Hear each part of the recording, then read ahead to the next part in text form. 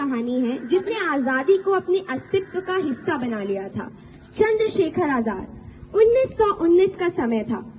असहयोग आंदोलन में भाग लेने के कारण एक बालक को न्यायालय में प्रस्तुत किया गया। हमारा नाम क्या है? मेरा नाम आजाद है। रहते कहाँ हो? जेल खाना ही मेरा घर है। और पिता का नाम? स्वतंत्रता। अधिकारी क्रोधित होता है। मंच का प्रकाश मंद होता है। दृश्य 2, पिताजी के साथ संवाद। घर का दृश्य। पंडित जी और किशोर चंद्रशेखर बेटा, अंग्रेजों से लड़ना आसान नहीं।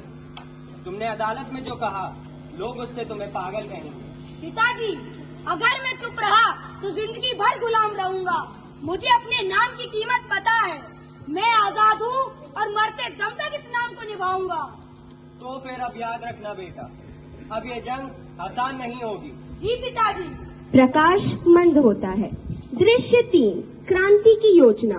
मंच पर भगत सिंह और आजाद बातचीत कर रहे हैं। हाथ में नक्शा या पत्र है। आजाद, लाला लाजपत राय पर जो लाठीचार्ज हुआ, उसका बदला लेने का समय आ चुका है। हमें कुछ बड़ा करना होगा। तुम सही कह रहे हो भगत। क्रांति कोई अपराध नहीं, ये देश की पुकार है। अब समय आ गया है हथियार उठाने का। अंग्रेजों को समझना होगा, भारत अब चुप नहीं रहेगा। अकेला। 27 फरवरी 1931, इलाहाबाद का अल्फ्रेड पार्क। एक वीर अकेला ब्रिटिश पुलिस से लड़ रहा था। उसका नाम था चंद्रशेखर आजाद।